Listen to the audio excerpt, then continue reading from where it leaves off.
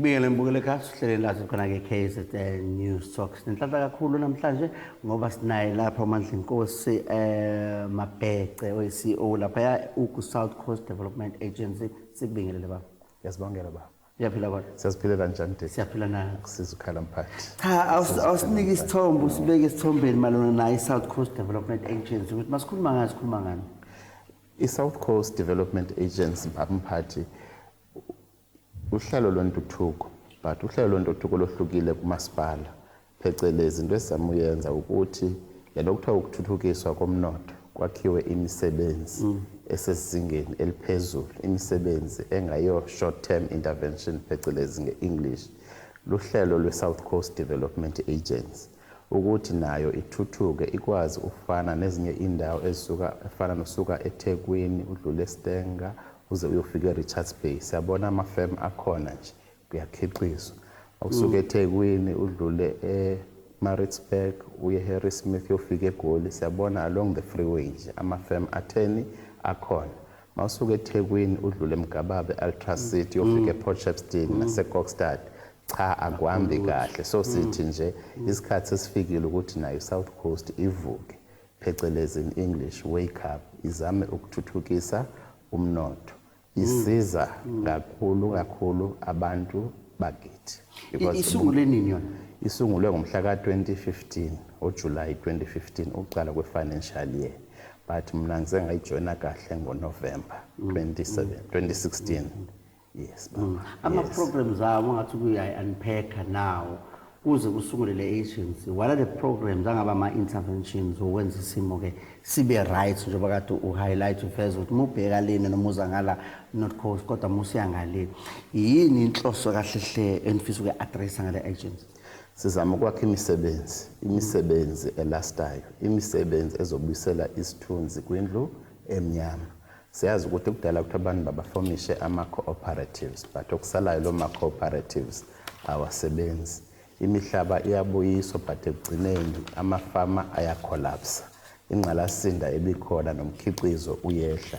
Ama-interventions wethu siyawa-categorize siwabeka ngohlelo lento kuthiwa ngesingisi ama-low hanging fruit, ama-quick win interventions. Abantu abasha abangasebenzi. Uyabona eSouth Coast mawudlule eMgababe Ultra City bakhona abafana nje abadayisa ufish emgaqweni. Ofish abawu4 babadayisa ngo200. But mawuse restaurant uyazi ukuthi ufish oyi1 nje ipiece kahake it's about 180 close to 200. Abo bafana sesibaqoqile sabafomisa lento okuthiwa ngama-co-ops because kuthiwa ungayisa idonki emanzini ngeke uyinyanzele ukuze ithini iwaphuze amanzi. Siqale ngabo sabafomisha ama-co-op nge-intervention kababa uNdosi ubaba uBheka icele usizile nge-funding phecelezi lento okuthiwa yi-fish farm. So labo bafana nawo sibanikeza uhlelo lokuqeqeshwa through agricultural sector so that after a year from now bayeke ukudayisa emgaqweni but banze ini amabhizinisi because yazi ukuthi ufish i-healthy protein awufani nenyama ebomvu. Akunanto nayo against inyama ebomvu.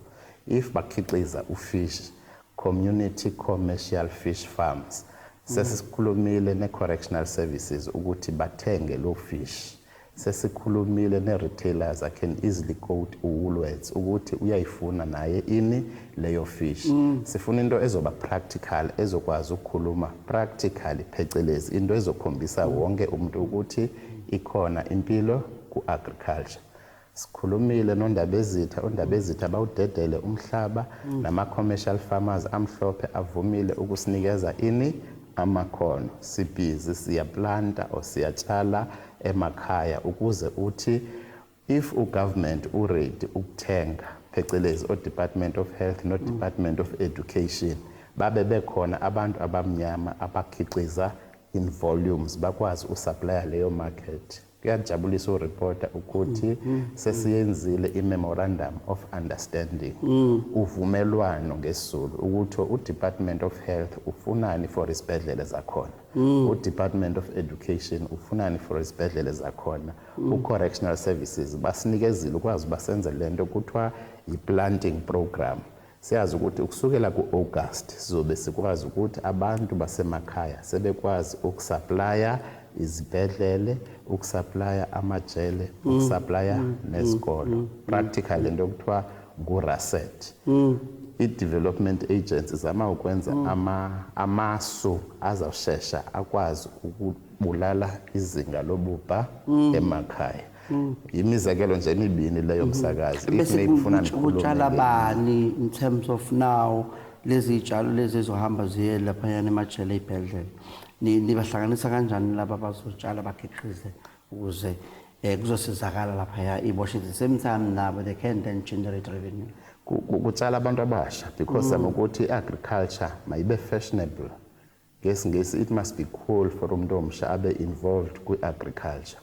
Only last week nje khona abantu basemzumbe umasipala nje omncane wasemafama owaziwa ngobhontshisi, but now semove away wenza lento okuthiwa ama-lettuces. Ama-lettuces okwaziluwa supplier kwi-restaurants because i-partnership yethu ayifocusanga kuhulumeni kuphela. Siyazi South Coast ine-tourism eningi. Ama-owners e-restaurants, ama-owners e-B&Bs ayathenga kwaba bantu. Ukuphendula ke msakazi ngomama nabantu abasha, abantu aba-unemployed abahleli kuphi emakhaya.